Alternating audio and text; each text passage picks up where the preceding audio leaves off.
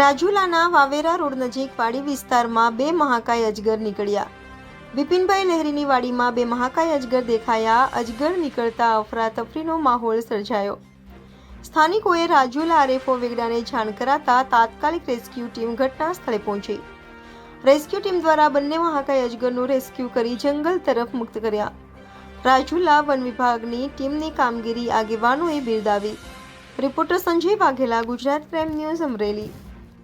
હું બિપિન કનુભાઈ લહેરી, મારી વાડી રાજુલાને અડીને એટલે કે રાજુલા કબ્રસ્તાનની સામે આવેલ છે। ત્યાં મારા આજે સાંજના ખેડૂતનો ફોન આવ્યો કે આપણી વાડીમાં અજગર આવેલ છે।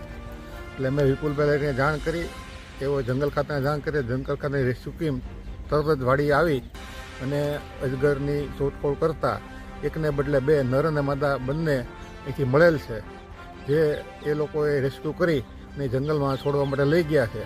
અને જંગલ ખાતાએ એકદમ તાત્કાલિક આવી અને અહીંયા રેસ્ક્યુ કર્યું છે, તે બદલ જંગલ ખાતાનો પણ આભારી છું।